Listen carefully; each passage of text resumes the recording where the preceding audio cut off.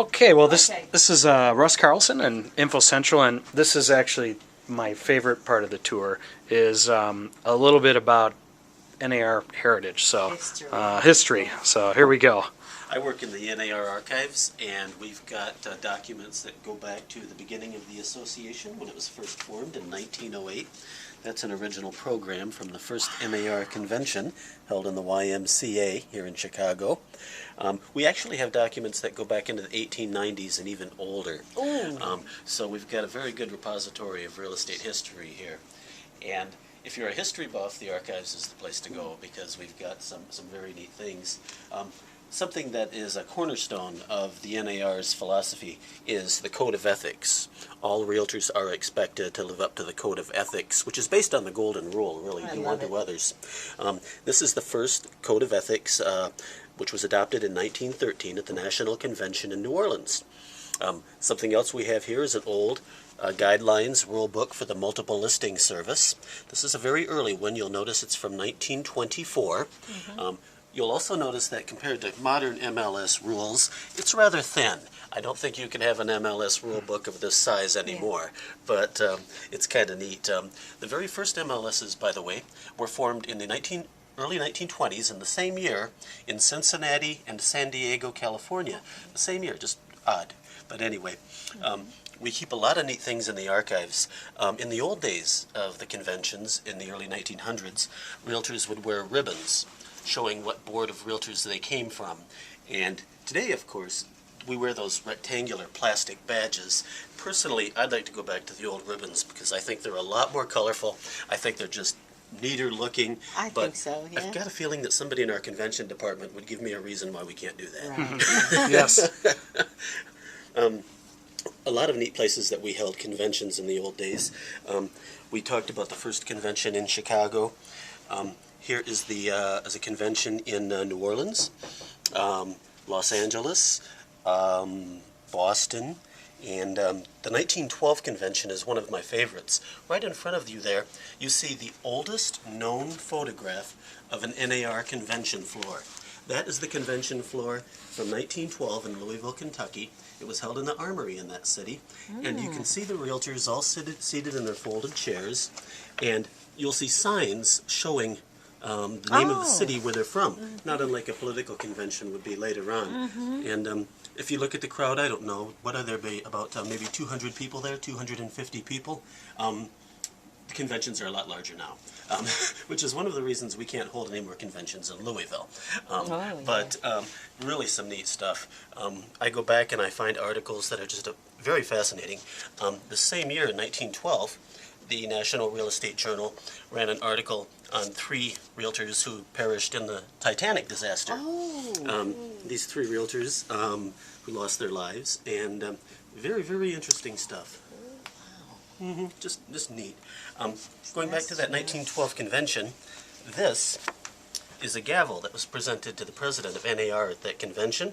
The president was Samuel S. Thorpe of Minneapolis, and at this convention, a realtor from Havana, Cuba, came to the convention, and he had this made from wood from the sunken battleship USS Maine, which exploded in Havana Harbor in 1898 and was a major cause of the Spanish-American War. This realtor had the gavel made from the captain's table of the battleship USS Maine, which was underwater, and you can actually see some of the water damage that was done, parts that were exposed underwater. And here's a picture of good old President Thorpe wielding that gavel from 1911. This was used at conventions well into the 1920s. And here's some other things.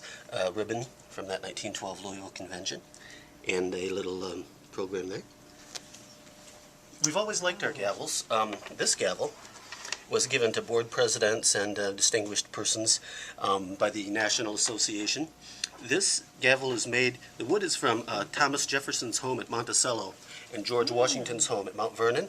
The metal from this gavel is made from the battleship USS Missouri. So it was kind of an honor for someone to receive one of these. Well, lot of history in this thing. Very much. We're getting a lot of business right now because a lot of real estate boards are running into their centennial anniversaries.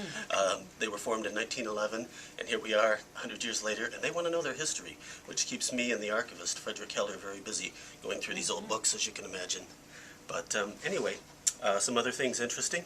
The president, Sam Thorpe, when he was president from 1911 to 1912, his wife was considerate enough to keep a scrapbook of his presidency and the things that were going on in the real estate and in the country, and just some neat stuff. And I'm very grateful to Mrs. Thorpe to this day, Yes, a century later. Yes. And of course some odds and ends.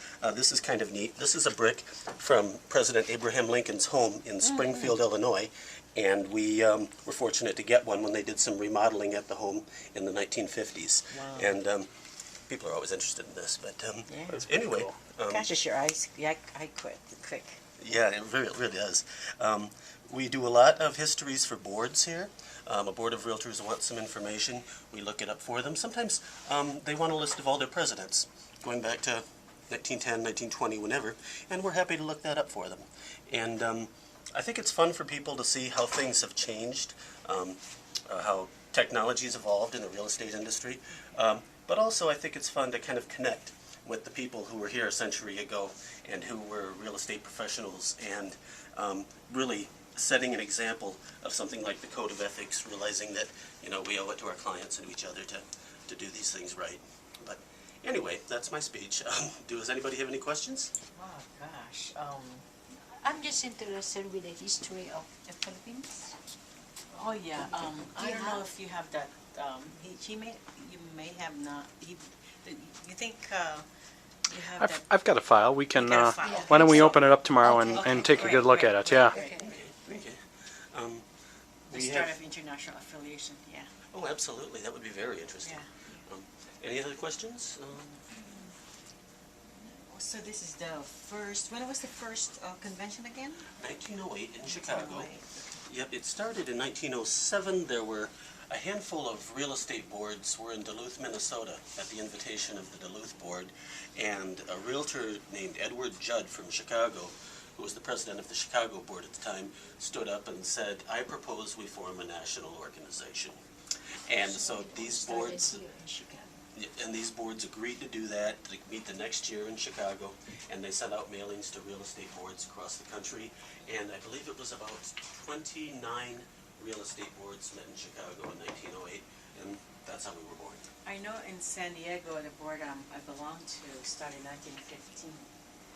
That's typical, yeah, a lot of 1915. boards were starting right about then. Right. Yeah. Right. So it's not far off, you know.